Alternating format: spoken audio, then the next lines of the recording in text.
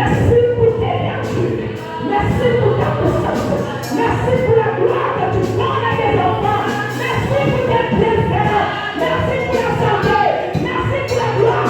Merci, Yahweh. Seigneur, nous t'appelons ce matin. Afin que tu pénètres, afin que tu couronnes. Et par la ton Seigneur, pour l'ennemi et pour ta alliance. Et tout ce qu'on peut les sauver. C'est la gloire et la Seigneur. Au nom de Jésus. Merci, Yahweh. Parce que ta touche en nous ne périra jamais. Alléluia. Merci, Seigneur.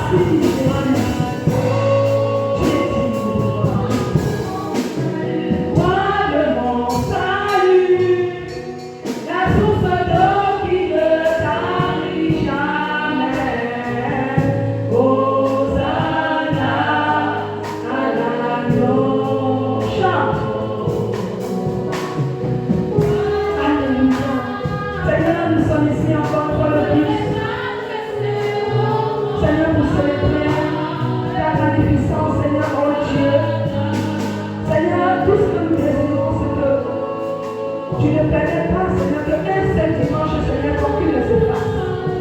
Puisque nous voulons et nous désirons, Seigneur, que tu tiens toujours la première place dans nos cœurs. Que même quand, Seigneur, mon Dieu, Seigneur, les troubles, Seigneur, le désarroi, la maladie, Seigneur, toute forme, Seigneur, mon Dieu, d'amour ou d'intimidation de l'ennemi, Seigneur, essayons, Seigneur, de pouvoir, Seigneur, nous empêcher, Seigneur, que tu sois celui-là, Seigneur, tu nous tiendras toujours par la main. Et nous dit, allez-y, tes enfants, je suis avec vous, jusqu'à la fin des temps. Merci, mon Dieu, mon roi, pour ce culte de vie tien. Et merci pour ton peuple ici présent. Seigneur, que tu t'es, Seigneur, choisi. Seigneur, certains n'ont pas pu. Seigneur, à cause des raisons dont tu connais. Mais je te bénis, Seigneur, Père, pour l'ensemble que nous sommes. Seigneur, parce que tu as dit, une journée, Seigneur, à ta présence, on te fait du service. Pour le tenir ailleurs. Seigneur, il est doué et après le produit de rester toujours fidèle à toi. Merci pour l'alliance, Seigneur, que tu viens renouveler et que tu témoignes encore au travers de ce culte que nous te faisons. Que l'honneur et la gloire, Seigneur, te soient rendus. C'est au nom puissant de Jésus-Christ que je prie et nous disons tous Amen. Alléluia. Merci, Seigneur. Alors, merci les chants. Je vais vous demander de prendre place. Je me suis dit qu'après un tel événement que nous venons de passer dans la maison de Dieu ici, il y a une semaine, je m'attendais à ce que l'église soit remplie. Alléluia. Parce qu'il n'y a plus de condamnation pour celui-là qui est en Christ. Alléluia. Je croyais que quelqu'un serait venu ici avec quelqu'un. Je croyais que quelqu'un allait se dire, je n'ai plus peur des manigances, des plans sataniques dans ma vie. Je croyais que quelqu'un allait se lever dans la prière pour booster la foi de son frère endormi et de sa soeur endormie en ce moment. Je croyais qu'on allait être ici. C'était le moment tous en train de veiller pour préparer le culte du dimanche de ce jour. Alléluia. Est-ce que le Seigneur véritablement t'a parlé durant le séminaire? Alléluia. Si le Seigneur t'a véritablement parlé, je veux que tu donnes une acclamation à ce Dieu qui est digne. Ce matin, je voudrais déjà bénir le Seigneur pour l'anticipation que le pasteur a pris dans les moments de tout à l'heure. Alléluia. On a entendu trop de tumulte au milieu de nous. On a entendu ci, on a entendu ça, les serpents par-ci, les serpents par-là. Moi-même qui vous parle, j'ai peur des serpents, je n'aime même pas voir les serpents. Mais moi, je n'ai peur. Je dis qu'avec Christ, en moi, quand je vois un serpent, soit je l'abats, il ne me fera aucun mal. Soit c'est lui qui meurt. Alléluia! Mais je veux dire en quelqu'un ici ce matin, n'aie pas peur. Tu as Jésus avec toi. Alléluia! Et quand on a Jésus en soi, la peur ne doit plus être le nôtre. Alléluia!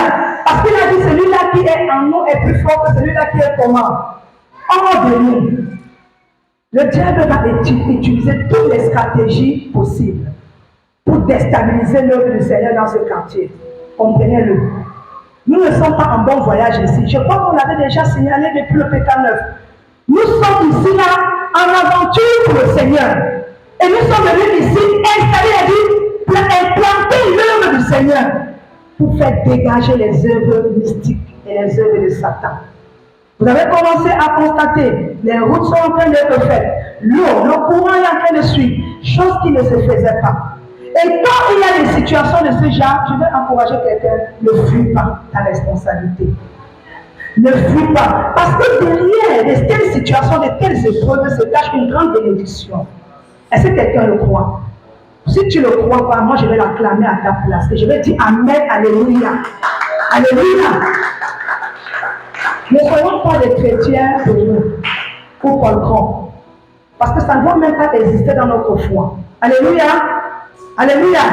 C'était juste une parole d'encouragement en son église que je lançais. Alors ce matin, nous allons rentrer dans le message du jour intitulé Aucune montagne ne résistera devant toi. Peut-être que quelqu'un n'a pas suivi. Je vais m'adresser à un homme, peut-être qu'il est plus devant moi, pour qu'il écoute. Aucune montagne ne résistera devant toi. Alléluia. Alors, nous allons lire Zacharie 4, à partir du verset 1 à 7.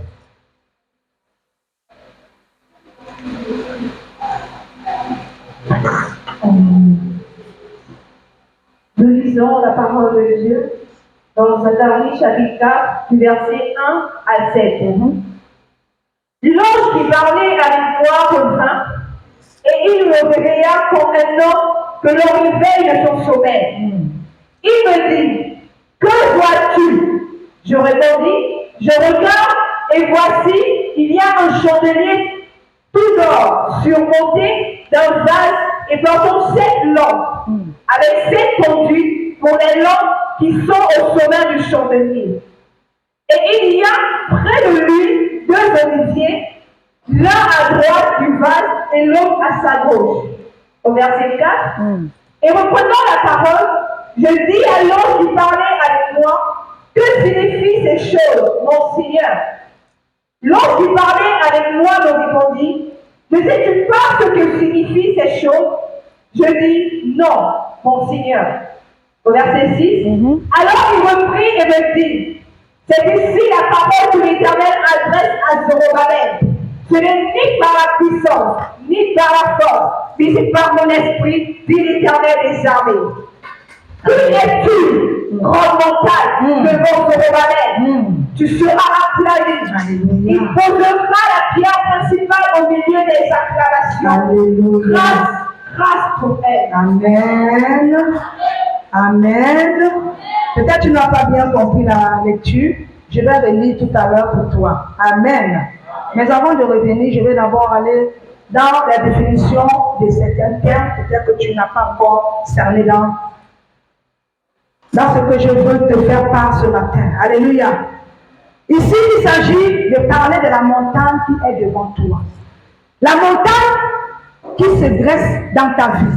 La montagne, tu es devant, tu peux être là, la montagne est devant toi, la montagne est derrière toi et peut être au-dessus de toi. Alors, pour mieux comprendre, je vais aller dans le sens, géographique, pour définir ce que c'est d'abord la montagne, pour ceux qui ont peut-être oublié les notions de l'école primaire. La montagne ici est désignée comme étant un relief topographique des versants prononcés. Alléluia. C'est aussi des hauts plateaux situés en altitude. Est-ce que quelqu'un me suit? C'est des hauts plateaux situés en altitude.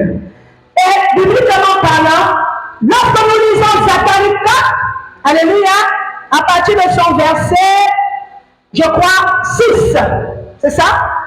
La montagne dont Dieu parle en s'adressant ici à son serviteur Zacharie, le prophète, c'est cette montagne-là, alléluia, qui sont représentées par des entités magnifiquement, puissantes, alléluia, qui étaient la cause de la destruction du temple de Jérusalem.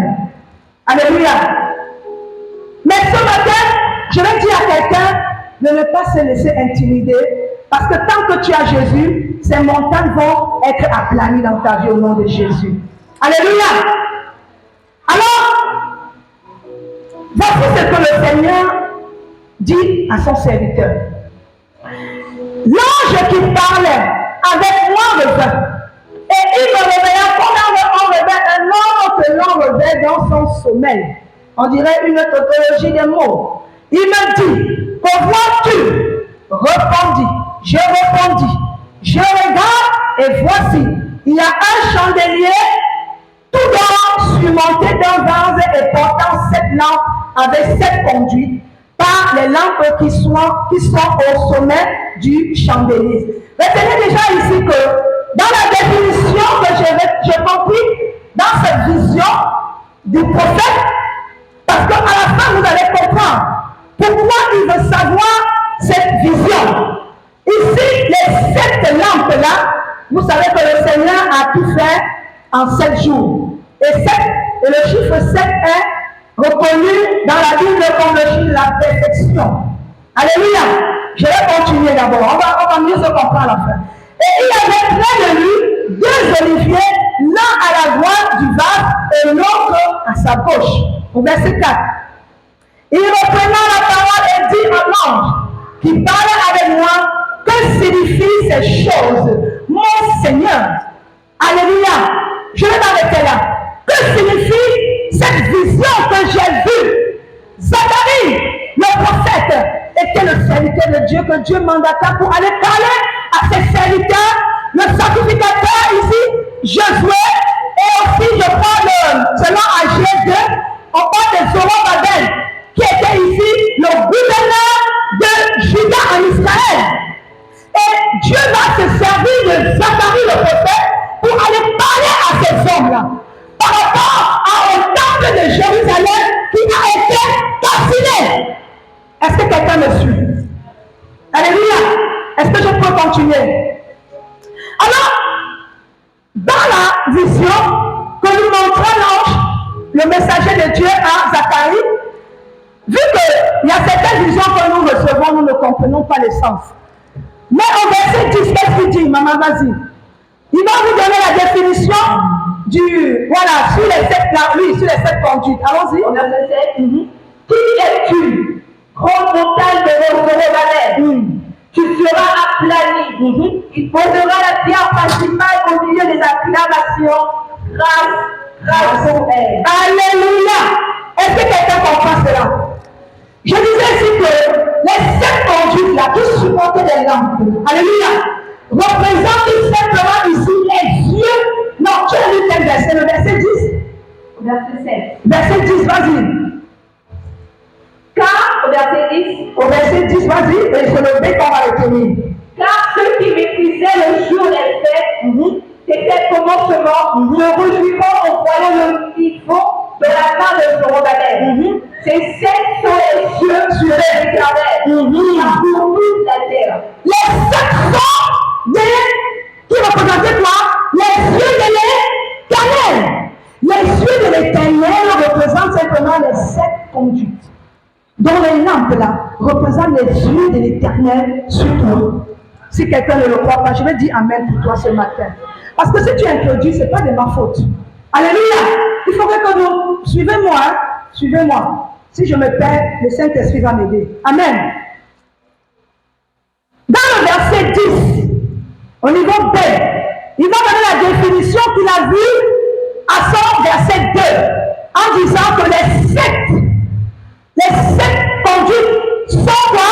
Les yeux de l'Éternel qui parcourent toute la terre.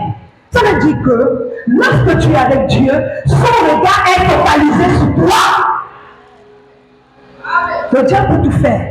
Qu'il envoie toutes sortes et des milliards de serpents. Mais tant que les yeux de l'Éternel sont sur toi, rien ne pourra arriver. Dis Amen. Alléluia. Et les 2 oliviers, il parlait des 2 oliviers. On a pris la définition. Allons au verset 14. Que représentent les 2 oliviers? Et il dit, ce sont les 2 noirs qui se tiennent devant le Seigneur de toute la terre. Est-ce que quelqu'un me suit? Les 2 oliviers qui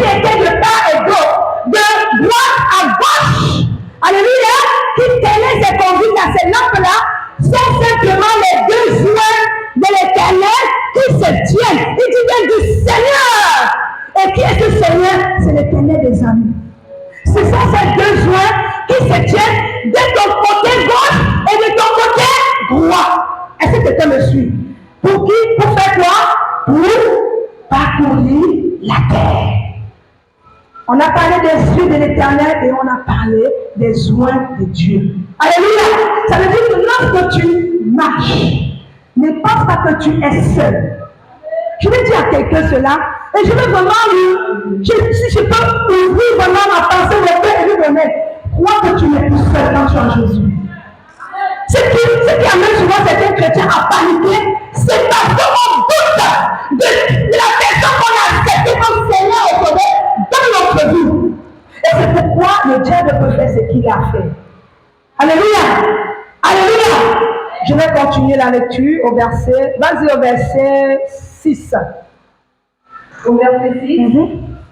Alors il reprit et me dit, c'est ici la parole que l'Éternel adresse à Zorobabel. Ce n'est ni par la puissance, ni par la force, mais c'est par mon esprit, dit l'Éternel des armées. Alléluia.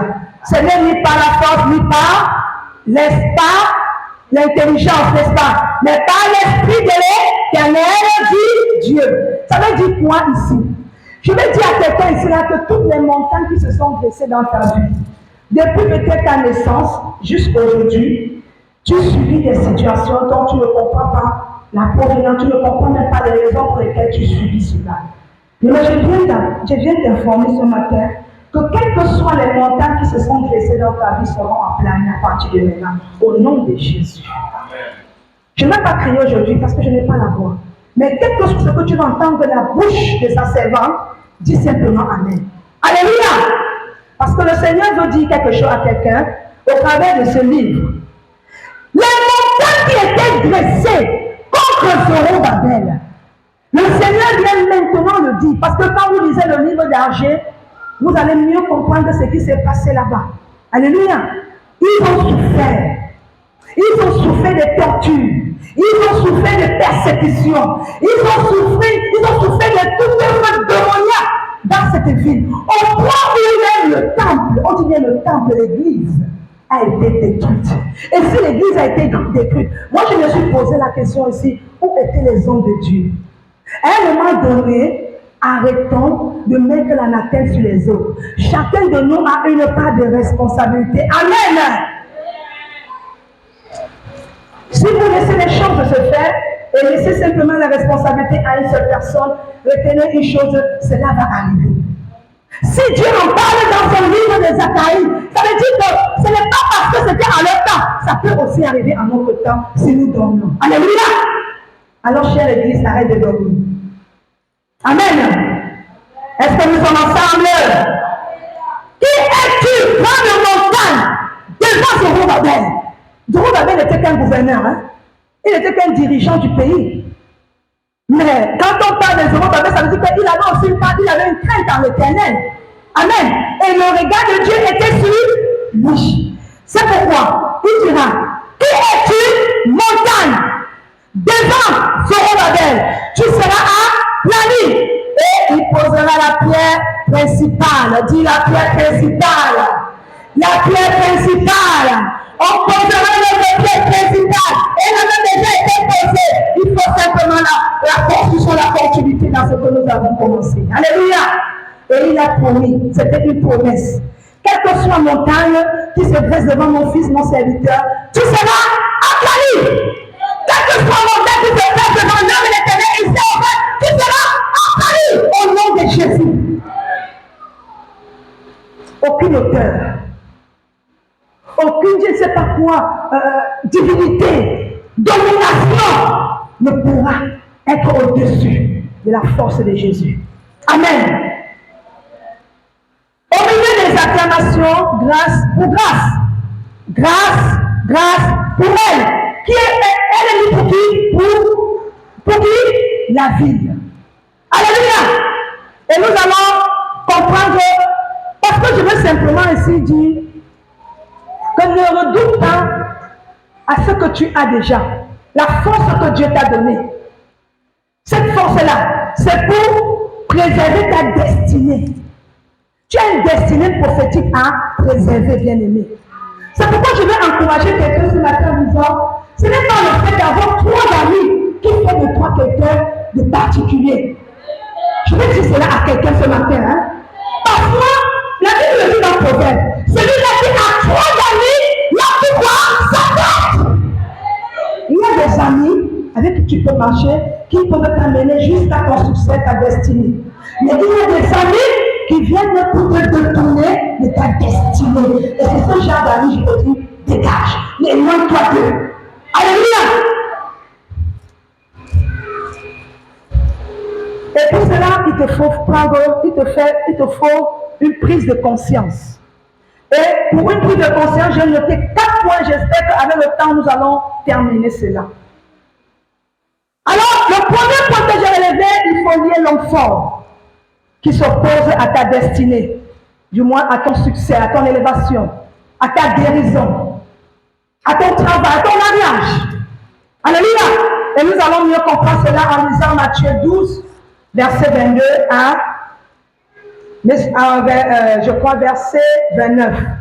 Matthieu chapitre 12, à partir du verset 22. Alors on lui amena un démoniaque aveugle et muet, et il le guérit, de sorte que le muet parlait et voyait. Toute la foule étonnée disait, est-ce qu'on est là le fils de David? Les pharisiens ayant entendu cela dire, cet homme ne chasse les démons que par Belzébul, prince des démons. Au verset 25, quand Jésus connaissait leurs pensées, il leur dit, tout royaume divisé contre lui-même est dévasté, et toute ville ou maison divisée contre elle-même ne peut subsister. Amen. Au verset 28, si Satan chasse Satan, il est divisé contre lui-même.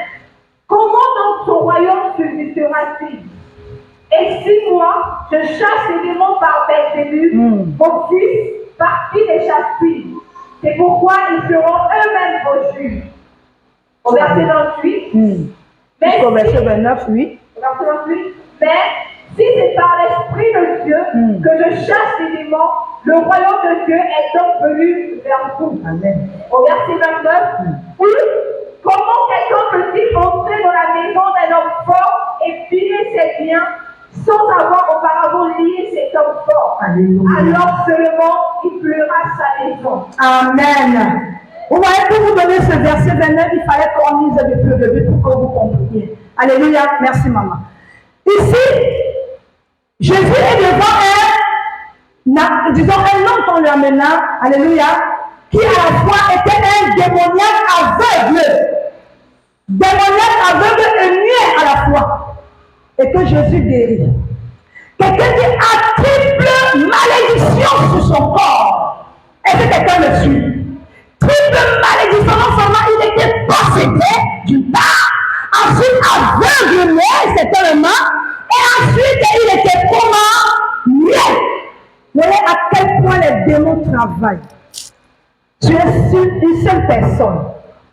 Mais si ce dernier dormait, alléluia, je ne pense pas qu'il aurait obtenu guérison ce jour.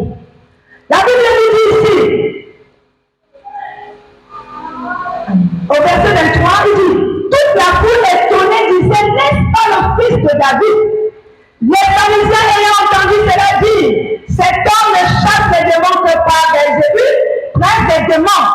Bon, vous voyez, quand quelqu'un fait ce qui est bien, il y a toujours des ragots, il y aura toujours des gens qui vont le dire. Alléluia. Comme Jésus connaissait les pensées. Est-ce que quelqu'un comprend cela? Comme Jésus connaissait les pensées de ces hommes, il a dit, tout royaume divisé contre lui-même est dévasté, et toute ville ou maison divisée contre elle-même ne peut subsister. Toute hauteur, toute montagne qui se sont dressées contre ta vie. Je viens d'annoncer ici au travers de ce passage, seront non seulement aplanés, mais elles seront détruits au nom de Jésus. Tu réussiras. Tu réussiras. Quelles que soient les manigances et les œuvres de Satan, cela ne suscitera plus. Après avoir écouté ce message. Amen. Je vais continuer. On était où au verset 26? Si Satan chasse Satan, il est chasserait-il?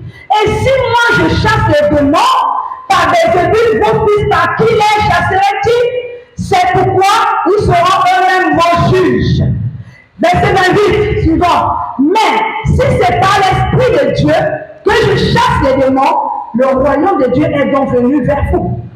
Qui le croit? Qui le croit? Qui le croit? Qui le croit? Au nom de Jésus. C'est pour toi. Verset 29. On va lire cela ensemble.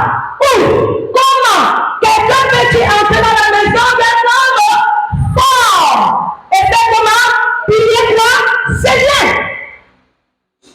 Sans avoir auparavant lié cet homme fort. Est-ce que quelqu'un peut, est-ce que vous pensez qu'un voleur, prenons l'exemple du voleur, parce qu'il s'agit ici là, pour entrer dans la maison d'un homme, c'est-à-dire quelqu'un qui fait la boxe comme on a un boxeur là au Cameroun, qui fait un peu la une en ce moment, Ganou. Il va rentrer dans la maison de Ganou et il va chercher à lui voler ses biens. Imaginez, qu'est-ce qu'il doit d'abord faire? Soit il va trouver des produits pour les docteurs, je ne sais pas, pour l'abrutir, pour l'endormir, pour lui faire du mal, ou bien pour le fatiguer avant de rentrer. Et même quand il sera même déjà endormi, il va chercher à le lier les pieds et les mains. De peur que même pendant qu'il est en train de dérober ses biens, il peut se réveiller. Voilà comment l'ennemi travaille. Amen. Donc, tu vas faire la même chose ce matin. Satan, quand il vient dans ta vie, ce n'est pas pour s'amuser. On dit ici là que cet homme, il souffrait des démons. Et en même temps, il ne voyait pas. Et en même temps, il était mieux, il ne parlait pas. Donc, pour que tu arrives à te libérer de ces entités-là, de ces esprits maléfiques-là dans ton corps, il faudrait que tu te lèves et que tu ordonnes, que tu prennes autorité sur eux au nom de Jésus. Tu ne dois pas caresser le démon. Parce que le démon ne vient pas pour te faire du bien. Non. Soit c'est lui, soit c'est toi. Mais comme tu as Jésus, c'est lui qui tombera. Et il tombera en premier. Au nom de Jésus. Alléluia. Donc, je vais dire à quelqu'un ici, qui est cet homme fort? Quand nous lisons Jean 10, on dit que le diable, son rôle, c'est de faire quoi? C'est quoi? Dérober d'abord, ensuite, égorger et ensuite détruire. C'est ça le rôle du diable. Il ne peut pas venir dans ta vie pour te faire du bien. Son rôle, c'est de venir donc seulement voler ta gloire, ta bénédiction, te rendre abouti, voler ton intelligence. Hé! Église, réveillons-nous. Réveillons-nous, c'est sérieux. Nous vivons les temps difficiles, hein, c'est vrai. Et les temps, Jésus l'a dit, selon Matthieu 24, dans ces genres de temps que nous vivons, les temps seront encore plus difficiles. Voilà 2023 qui est en train de tirer à son terme. Que sera 2024, bien-aimé? Est-ce que tu t'es posé la question? Quel bilan as-tu fait pour 2023? Et ce que tu aimerais voir en 2024, c'est réalisé dans ta vie. C'est pourquoi tu dois te lever ce matin. Tu dois te lever. Vraiment, ne caressons pas le péché, ne caressons plus la lourdeur, la paresse. C'est une des stratégies, je voulais dire, de Satan pour nous affaiblir. On ne pourrait pas savoir comment j'ai horreur de voir comment le diable torture certains chrétiens ainsi. Levons-nous tous comme un seul homme et bâtissons même l'Éternel ici à Auvin. Et je suis sûr d'une chose, quelles que soient les portes qui étaient fermées à vous, le Seigneur va l'ouvrir. Envoyons-nous simplement la lutte, charge, votre labeur, votre sacrifice. Le Seigneur va faire non à cause des évangélistes. Non, le Seigneur va voir ta partition à donner pour son église. Et il va se lever en premier dans ta vie. Et tout ce qui était mort, tout ce qui était maléfique va dégager au nom de Jésus. Et on dit ici, Satan, c'est sa nature, de voler, égorger et détruire. C'est son travail. Mais que fait Jésus dans la vie de l'homme? Dans 1 Jean 3, 8, il dit quoi? Lis-nous ça. 1 Jean, chapitre 3, verset 8. Verset 1. Chapitre 3, verset 8. Verset 8.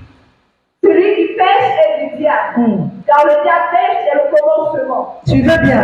Le Fils de Dieu apparut afin de détruire les œuvres du diable. Alléluia. Verset 8. Amen. On dit, le Fils de l'homme, face à tous ces sataniques. Alléluia. On dit Jésus est venu dans le monde afin de les détruire. Est-ce que quelqu'un suit cela? Si tu as donné ta vie au Seigneur, automatiquement tu es libéré de tout cela. Automatiquement.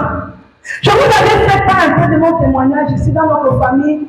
Ils avaient déjà dressé une liste que nous allons partir 2 ans après. Une personne devait partir 2 ans après. Ils ont commencé à prendre les 2 pauvres sœurs que je chérissais beaucoup. Ils ont commencé par elle. Mais par la grâce de Dieu, il a ouvert mes yeux. Si jeune, si très jeune que j'étais à mon état, à mon âge à cette époque, 22 ans. Dieu merci, j'avais connu déjà le Seigneur très jeune. Le Seigneur m'a utilisé pour aller parler au village, sur la dépouille de ma petite sœur, le 2e corps qu'on enterrait là-bas. J'ai dit, si vous le faites encore, soit c'est vous qui tomberez, soit on ne parlera plus de vous. Vous serez exterminés. Vous savez, la parole a une puissance. Alléluia. C'était une montagne dans notre famille. Parce qu'ils avaient déjà commencé avec la deuxième. Depuis, et ils ont dit, bon, il y a un marabout qui est venu un peu aveugler mes parents comme ils sont incrédules. Il faut payer des millions pour préserver ceux qui sont restés. J'ai dit au nom de Jésus, je ne participerai même à aucune de vos choses. Je faisais un stage d'informatique à l'époque parce que j'avais arrêté d'abord l'école au CM à cause du mal des yeux. En première, à cause du mal des yeux qui me dérange. Et en cette année, mon grand frère m'a conseillé d'aller au moins se faire l'école informatique. Et ce qui me soutient, et c'est cette école-là qui m'a donné du travail jusqu'aujourd'hui. Donc j'ai fait cela, et ce jour-là, en disant, il faut rester parce que ce marabout appelé Nalam va vous laver, va vous blanchir, va vous préserver. Je dis, faites dans votre bouche. Moi, j'ai Jésus. Vous savez, quand on tient tête aux parents, ils pensent que c'est la désobéissance. Non, je ne l'ai pas dit de manière impolie. J'ai dit, moi, j'ai Jésus. Et tant que Jésus est en moi, je ne mourrai pas de la manière dont ils ont commencé là, au nom de Jésus. Ils avaient dressé sur la liste que, après mon petit frère qui me suit dit, serait moi. J'ai dit, ah bon, hein, que je meurs, alors il n'y a pas de souci. Je suis allé ce jour à ma formation en stage.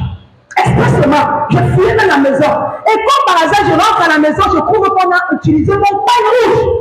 Il a fait ses huiles, ce pas lui de pain avec les types d'haricots que je ne connais pas. Il a sali ma chambre avec. Ce jour-là, je suis revenue. Je me suis amèrement énervée avec ma mère. Et j'ai pris, je vous le dis, j'ai pris cette étoffe, ce pain-là, j'ai foutu dans les toilettes. Et je suis allée laver ma chambre, priant, sanctifiant ma chambre. Personne ne me l'avait dit. Je l'avais fait avant d'aller maintenant voir l'évangéliste Marius ce jour qui me suivait. Non, c'était l'évangéliste Marius qui me suivait à l'église, à la Mecque là-bas au Cameroun. Et je lui ai fait part de ça. Je l'avais fait. Et ils ont dit, voilà, si tu meurs, hein, c'est toi. J'ai dit que je meurs, gloire à Dieu. Mais je ne mourrai pas à cause d'eux. Alléluia. Depuis 2002, nous sommes en 2023. Est-ce que vous avez entendu le mal de tête au machin, ça part au machin. Ils avaient déjà donné même la date. La date était arrêtée. Que ce soit mon frère, mes petits frères et moi, nous sommes là bien debout. Alléluia! J'ai un aîné qui est aux États-Unis, il est militaire, c'est un Américain. Il est là bien debout. Ils ont eu des accidents. Lui là, je le portais. J'avais 8 ans. Je suis tombé. Pied fracturé. Alléluia! Mon frère dit là, 2 fois accident. Fracture des pieds. Ça, c'était les manigances. Ça, c'est les intimidations. Mais je lui ai dit, tu ne mourras pas. Quelqu'un qui a la maîtrise. Il a eu une maîtrise en économie depuis longtemps. Mais ils sont en train de le tirer en arrière. Mais je dis cette fois-ci, ça ne sera plus le cas. Au nom de Jésus. Et tu dois le déclarer dans ta famille même. Parce qu'il y a des géants dans vos familles. Si vous restez insensibles à tout ce qui se présente, ils vont continuer à travailler. Parce que c'est leurs œuvres. C'est normal. On a dit que c'est la nature de Satan, n'est-ce pas? Mais si tu dors, ils continueront à travailler. Ils vont se la pousser là-dedans. Et ils vont grandir, ils vont faire des bébés. Alléluia! Ce matin, je t'informe. Lève-toi. Coupe. Brise. Laisse ton fort. Et tu seras plus que vainqueur. Alléluia! Nous sommes là, bien portants. Aujourd'hui, mes parents peuvent croire à notre foi grâce à ce qui s'était passé. Parce que je leur avais tenu tête au nom de Jésus. Amen. Alors nous allons passer à une autre étape. J'ai parlé que te faut lier l'enfant qui s'oppose à ta destinée ou à ton succès. Deuxièmement, il te faut l'espérance qui est tirée dans l'infinie grandeur de sa puissance. On va lire Éphésiens 1, verset 17 à 23. Au verset 17, afin que le Dieu de notre Seigneur Jésus-Christ, le Père de gloire, vous donne un esprit de sagesse et de révélation dans sa connaissance, et qui illumine les yeux de votre cœur pour que vous sachiez quelle est l'espérance qui s'attache à son appel, quelle est la richesse de la gloire de son héritage qui réserve aux saints. Au verset 19, et quel est envers nous qui croyons l'infinie grandeur de sa puissance, se manifestant avec efficacité par la vertu de sa force. Il a déployé en Christ, en le ressuscitant des morts et en le faisant asseoir à sa droite dans les lieux célestes, au-dessus de toute domination, de toute autorité, de toute puissance, de toute dignité et de tout nom qui se peut nommer, non seulement dans le siècle présent, mais encore dans le siècle à venir. Amen. Il a tout mis sous ses pieds et il a donné pour chef suprême à l'Église, qui est son corps, la plénitude de celui qui remplit tout En tous. Merci, maman. Alléluia! Je croyais que tu allais dire Amen. Ce passage-là, retenez-le ce matin. Vous allez méditer là-dessus. Et à travers ça, les chaînes vont tomber de votre vie. Je vais lire pour que certains qui étaient discrets, parce qu'il y a toujours les gens discrets quand on fait la lecture. Amen. Verset 17. Afin que le Dieu de notre Seigneur Jésus, Christ, le Père de gloire, vous donne un esprit de sagesse et de révélation dans sa connaissance, qui est la parole. Il y a certains qui ne se servent plus de la Bible depuis je ne sais plus. On est maintenant dans les réseaux sociaux, on est emporté. On plane même déjà dedans. On a oublié l'essentiel. Cette parole de lumière qui nous sert de guide pour notre rédemption, pour notre salut. Mais je vais t'encourager à reprendre cela. 2024 là, lis toute la Bible. Fais un travail de lecture. Tu dis, je vais lire de la Genèse jusqu'à l'Apocalypse. Tu verras. Tu viens me dire ce que tu n'as pas revu. Ce que la Bible est capable de faire dans vos vies, vous n'avez pas idée. Amen. Verset 18. Et qu'il illumine les yeux de votre cœur pour que vous sachiez quelle est l'espérance qui s'attache à son appel. Quelle est la richesse de la gloire de son héritage qu'il réserve aux saints. La Bible est notre lumière, certes. Mais encore avec Jésus, nous avons une part d'héritage au royaume. Non pas seulement au royaume, mais d'abord ici-bas. Alléluia. Celui-là qui a l'espérance en celui-là qu'il a appelé, qui est Jésus, qui croit qu'il ne restera pas pauvre. Peut-être on a traité de pauvre hier. Maintenant, à partir de maintenant, l'esprit de pauvreté qui reposait dans ta vie, t'es maintenant au nom de Jésus. Quand c'est trop, moi je réponds des enfants de Dieu des pauvres. Parce que celui qui a Christ, il est riche, n'est-ce pas? Et toi tu es riche. Si tu le crois, acclame Seigneur.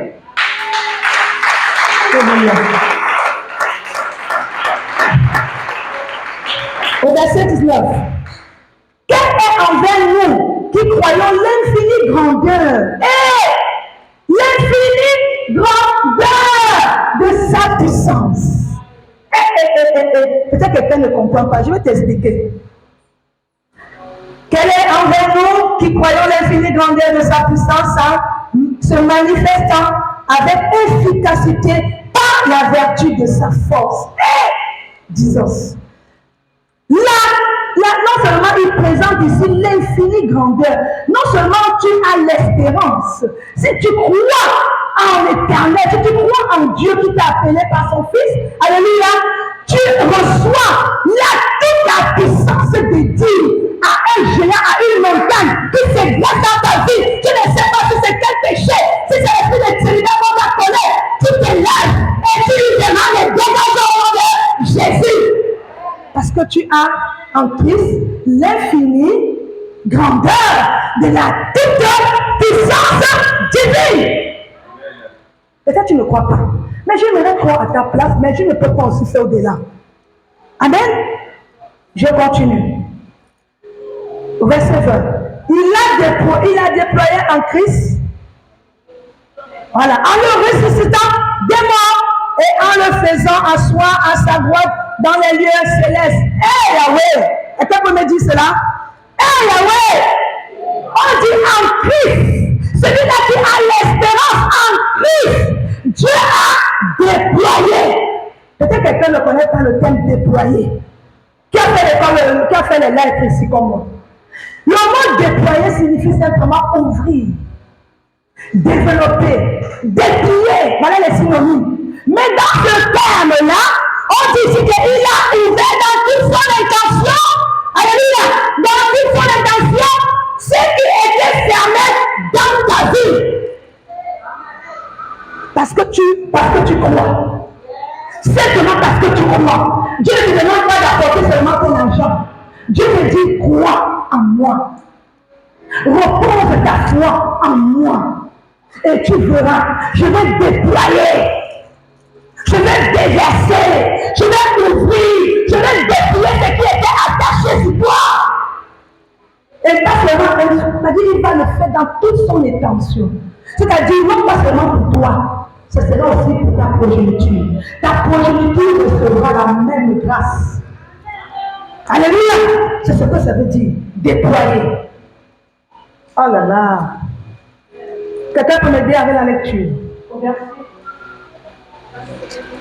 Continue au verset, on était au verset 20, je crois, oui.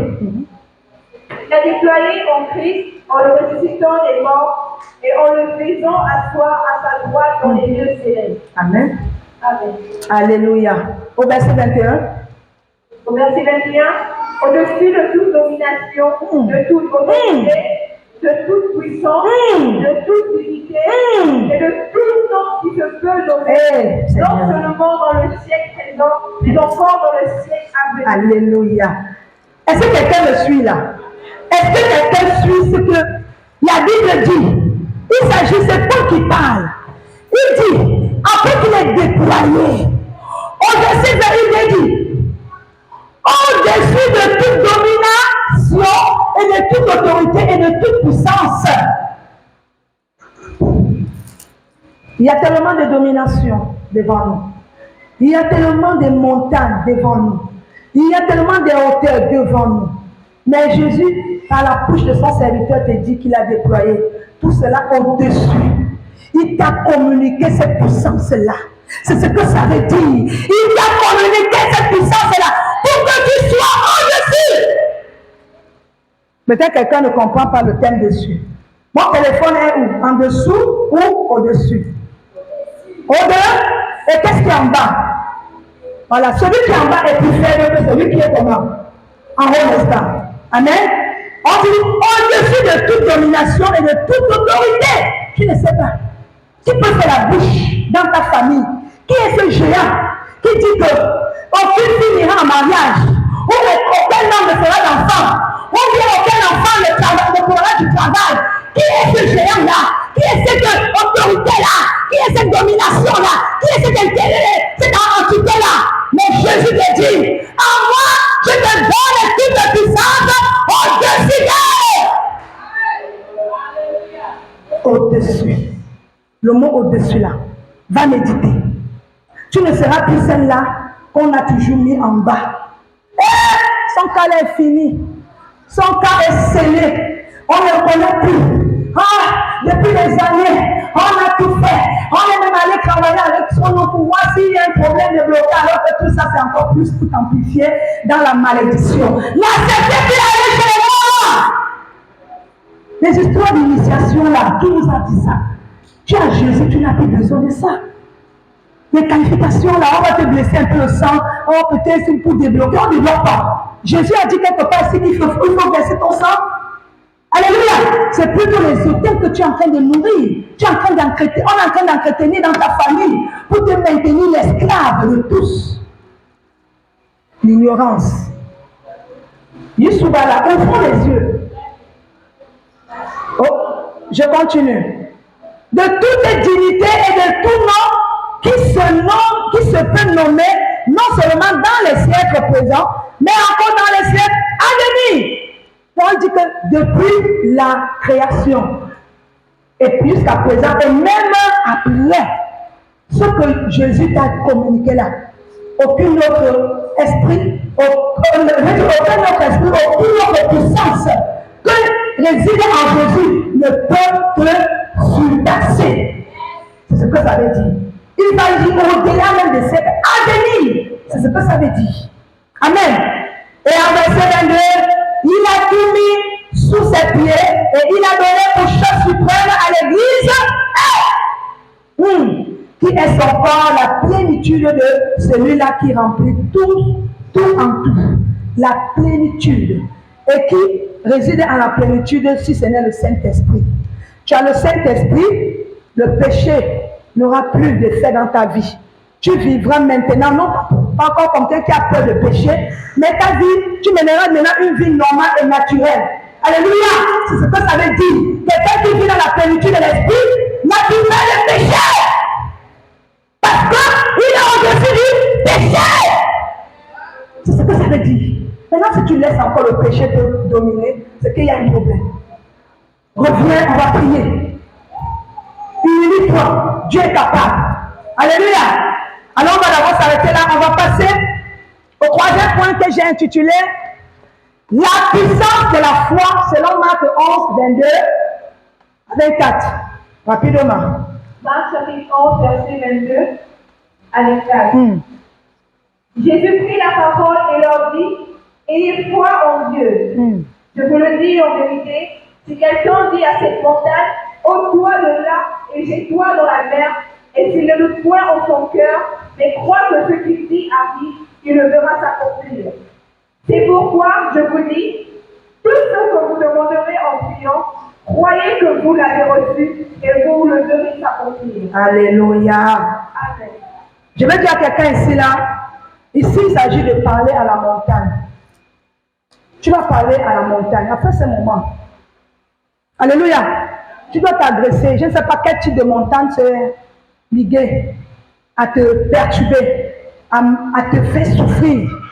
Mais le Seigneur te dit, parle à cette montagne. Alléluia. Et la montagne, ici, là, on peut simplement la représenter comme ces entités démoniaques, quelque chose qui ne bouge pas, quelque chose qui reste immobile dans ta vie. Tu as essayé de tout faire en vain. Prenons l'exemple du péché de la fornication. Alléluia. Du mensonge, du vol. Alléluia. Tu as essayé de tout faire. Mais tu n'as pas eu de réponse. Tu as essayé de t'en débarrasser. Mais il est toujours resté là, scotché. Tu viens à l'église, tu sers le Seigneur. Mais ce péché est toujours calé. Et tu te poses la question, comment je peux faire pour m'en débarrasser? Voici, je pense que c'est Jésus qui parle. Voilà. Il prit la parole et leur dit, ayez foi en Dieu. Ayons foi en Dieu parce qu'il dit, je vous le dis en vérité, si quelqu'un dit à cette montagne, ôte-toi de là et jette-toi dans la mer, et si il ne te coûte, non, il dit, jette-toi dans la mer, et s'il ne doute point, donc tu dois déclarer et ne point douter. Alléluia. Et ne point douter en son cœur, mais tu dois croire que ce qu'il a dit arrive et le verra en plus accompli. C'est clair. Vous connaissez l'histoire du figuier, n'est-ce pas? Parce que c'est trop long la lecture. Jésus avait faim. Quand il a fini, il avait pour habitude de sortir avec ses disciples. Quand il finit l'évangile, il finit de satisfaire à la foule, il rentre chez lui et il a faim. En chemin, il va manger. Il s'arrêta devant ce figuier qui n'était pas à sa saison de produire des figues. Alléluia. Et il constata que cet arbre n'avait pas de figues. Et il dit, mais pourquoi tu ne produis pas? Bon, Dans le sens normal, c'est vrai. Le figuier ne peut pas produire quand ce n'est pas sa saison, à sa saison. Mais Jésus avait l'autorité qu'il a. Alléluia. Pour lui, il voulait manger et il fallait que ce figuier produise de fruits. Il y a des choses, je veux dire à quelqu'un, il y a des choses que tu peux déclarer qui peuvent se manifester dans ta vie. Même sans que l'homme a décidé que cela t'arrive. Est-ce que quelqu'un le croit? Est-ce que quelqu'un le croit? Jésus avait faim, il voulait manger le figuier, mais il n'a pas eu de figue. Et il n'a pas mangé à cause du fait qu'il n'avait pas produit. Et il a maudit par la suite ce figuier. Même les disciples étaient étonnés. Parce que ça paraît anodin, mais comment tu vas imposer à un arbre de te donner quelque chose qui ne produit pas à sa saison? Comme en ce moment, on veut peut-être que les tangas, je ne sais pas, les atangas, mais ce n'est pas la saison. Mais Jésus dit, je vais manger la tanga. C'était le cas. Mais dans ce cas, c'était pour nous donner une explication à cette situation que nous vivons. Que tu dois parler, tu dois ordonner, tu dois prendre autorité sur la situation afin qu'elle te donne ce que tu veux. Tu n'as pas compris. J'ai dit Jésus avait faim et comme il n'a pas trouvé, même si ce n'était pas sa saison, il a maudit le figuier. Ou bien tu peux rester dans cet état. Tu vas rester dans cet état. Si tu sais que tu ne peux pas rester dans cet état, alors prends autorité face à la situation que tu vis. Dis trop c'est faux. On a dit qu'à ce moment, il n'a pas le travail. Qui a dit? On a dit à ce moment, je ne sais pas quoi, et il n'y aura pas l'eau, il n'y aura pas l'eau courant. Qui a dit? J'ordonne que l'eau arrive et qu'elle se présente au nom de Jésus. Ce que les entités disent, ce n'est pas ce que Dieu dit. Alléluia. Apprends à ordonner sur la situation. Apprends à ordonner à prendre autorité sur la situation. On était dans quoi? Vas-y. Je me perds sur mes pages ici, cause du ventilateur. Oui, je me suis retrouvée. Verset 24. C'est pourquoi je vous dis, tout ce que vous demanderez en parlant, il dit quoi? En priant, autant pour moi, croyez que vous l'avez reçu et vous le verrez s'accomplir. Simplement. Pourvu que tu ne doutes pas. Pourvu que tu ne doutes pas. Quelle que soit la situation, quelles que soient les montagnes qui se sont érigées contre toi, quelle que soit la malédiction, la sorcellerie, les paroles, les déclarations négatives qu'on a dites sur toi, je vais t'apprendre quelque chose ce matin. Apprenez à ne plus écouter les mauvaises bouches.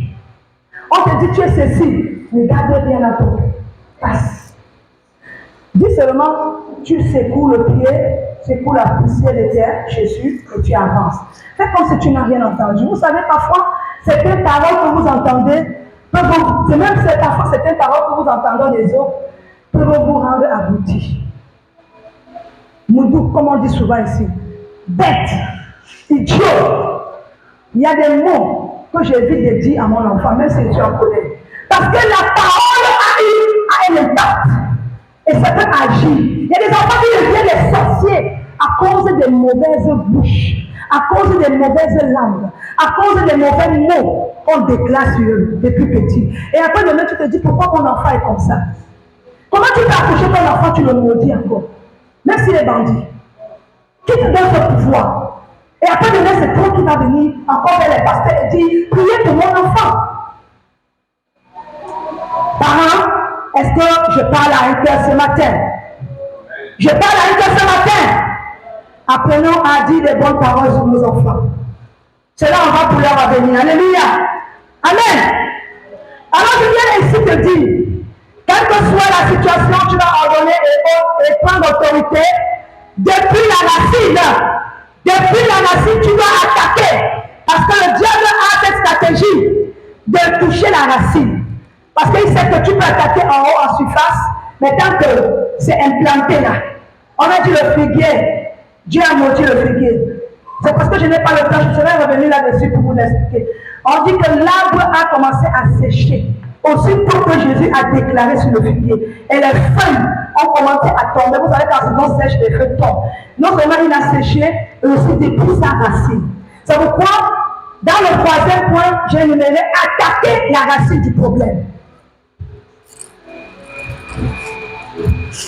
Si tu veux être invincible, attaque la racine du problème. Allons-y dans Ephésiens 6, 12. Éphésiens 6, verset 12. Car nous n'avons pas à lutter contre la chair et le sang, et contre les dominations, contre les autorités, contre les princes de ce monde des ténèbres, contre les esprits méchants dans les lieux célestes. Ephésiens, combien? Éphésiens 6, verset 12. D'accord, je voulais me retrouver d'abord. Ok. Merci. Reprends, maman. Car, au verset 12, car nous n'avons pas à lutter contre la chair et le sang, mais contre les dominations, contre les autorités, contre les princes de ce monde des ténèbres, contre les esprits méchants dans les lieux célestes. Amen. Merci. Nous n'avons pas à lutter contre tout cela. Parce que celui-là qui attaque son père qui est sorcier ou sa mère qui est sorcière, il ne fait pas bien. Tu n'attaques pas la bonne personne. Est-ce que quelqu'un me suit? Tu n'attaques pas la même personne. On parle de la racine du problème. Qui l'a rendu sorcier? Il y a quelqu'un derrière. Et celui qui est derrière, c'est lui qu'il faut attaquer. Ou bien la Bible dit le contraire. L'évangile a lu, on a écouté. Nous n'avons pas à lutter contre la chair et le sang. Non. Parce que celui qui est fait de chair et de sang, lui aussi c'est une victime. Tu dois prier pour lui, c'est ce que ça veut dire. Et si tu pries pour lui et il ne change pas, c'est son affaire avec Dieu maintenant. Mais ne le maudis pas. Alléluia. Prie. Mais par contre, on dit, on n'a pas à lutter contre la chair et le sang, mais contre les dominations, contre les autorités, contre les princes de ce monde de ténèbres et contre les esprits méchants dans les lieux célestes. Je vais dire à quelqu'un, pour entrer dans ta percée surnaturelle ou dans ta destinée, attaque depuis la racine le problème qui t'empêche d'y accéder. Alléluia! Il faut attaquer, n'aie pas peur. Prendre véritablement, je ne sais pas, il faut que nous apprenions à changer aussi des stratégies comme le diable. Si le diable a trouvé qu'à toi, il ne peut pas, il va attaquer ton enfant, tu changes aussi des stratégies, n'est-ce pas? Ne restons pas des chrétiens statiques. Il n'a pas pu m'attaquer parce que c'est tellement je suis invincible. Je me lève tous les jours, je prie, je déclare. Je l'anéantis, je le combats. Alors, il va chercher à attaquer peut-être la cible la plus faible. Où ça va faire mal. Mais s'il te voit aussi, ne s'est pas touché par la situation, alors il a gagné. Mais je veux dire à quelqu'un, apprenons à changer de stratégie dans le combat spirituel. Parce que c'est là où Satan ne connaît pas. Il travaille dans l'invisible. Mais la Bible dit aussi, nous n'allons pas marcher par la vue, mais plutôt par la foi. Hey, chrétien, apprenons à marcher par la vue aussi. On ne te demande pas qu'en marchant apprenons à marcher par la foi, on ne te demande pas à marcher seulement les yeux fermés. Non. La foi me dit que tu dois aussi regarder, que le Seigneur te montre ce qui se passe dans l'invisible. Parce qu'on dit que Dieu a créé tout dans l'invisible et dans le visible. Maintenant, si toi tu es focalisé que dans le physique, tu te limites à tout ce que tes yeux voient. Voilà pourquoi beaucoup de choses n'arrivent pas à se décanter dans ta vie. Tu peux venir louer, prêcher, enseigner, mais tu es lié. Tu es comme lié, comme une corde, comme une laisse qui se lie à ta famille ou à cet ancêtre qui est en train de se nourrir de ta vie. Et il se plaît que tu souffres, que tu n'évolues pas, que tu restes là jusqu'à ce que tu décèdes. Et on dira, il est mort, bon, ici est mort, tel. Alors on s'arrête là. Mais tu n'as pas un nom pour pérenniser ta descendance ou bien ta vie. Voilà comment le diable possède. Bien-aimés, changeons de stratégie d'attaque. Alléluia! Et comme ça, Satan aura chaud. Nous avons un travail de taille à fournir ici à l'église. J'ai entendu trop de choses cette semaine. Mais j'ai dit, Satan, toi et moi, tu auras chaud. Et il a commencé. Ce matin-là, on devait être à l'heure au culte. Il a dit, j'ai écrit dans mon cœur, il dit, tu mens. Tu n'arriveras pas à te faire. Tu n'arriveras pas à te faire. Tu vois ces enfants-là. Tu vois, c'est un sacrifice. Dieu ne les a pas envoyés ici, là, pour qu'ils soient touchés. Pour qu'ils soient malades. Non, pas ta faute. Tu as menti. J'annule tes œuvres maintenant. Je les déclare, je les salue au nom de Jésus. Ou c'est Jésus qui règne, ou c'est lui.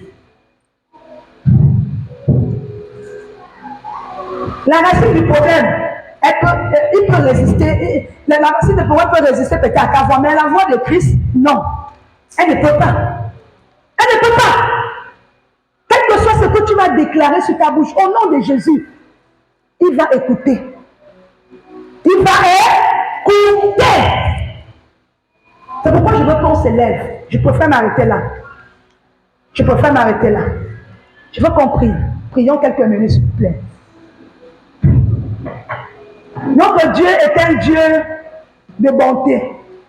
Il est tellement bon et loyal envers ses enfants.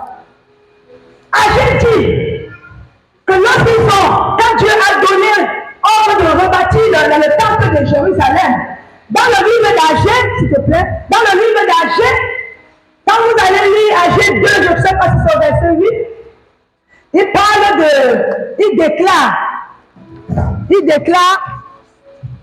déclare quelque chose. Il dit, la maison, la construction première de cette maison, alléluia, ne sera comme la dernière. Alléluia. Donc cette dernière maison aura sa gloire et sa gloire dans toute sa totalité. Ce qui avait été bâti, il parle de maisons tellement ornées, labourer, c'est-à-dire qu'il priait avec, je ne sais pas, de marbre, mais je ne sais pas de d'or. Mais Dieu vient dire à son serviteur que la première maison, que le premier temple que vous avez construit là, peut-être n'était pas suffisamment belle. Alléluia. Que ce que vous allez bâtir aujourd'hui, alléluia. Parce que Seigneur, il a promis. On est certainement dans un temple que certains appellent provisoire. Mais ce que le Seigneur a promis faire, alléluia, dans la suite des temps, alléluia, elle sera sainte. Elle sera le roi. Quand les personnes vont venir, c'est comment le roi va venir, va les attirer dans la maison de Dieu. C'est ce que le Seigneur te dit ce matin. Ne te laisse pas emporter, ne te laisse pas intimider, ne te laisse pas affairé par tout ce que le diable est en train de te montrer en ce moment. Parce que ce que le Seigneur est en train de faire dans l'invisible, il dit, il a promis qu'il va restaurer ta vie. Quel que soit, je ne sais pas, l'esprit qui t'embête, le mensonge, la fornication, l'adultère, le vol, je ne sais pas, quel que soit l'esprit qui te menace en ce moment, ou le péché que tu n'arrives pas à t'en débarrasser jusqu'à présent. Retiens une chose, Jésus est au-dessus de cette situation.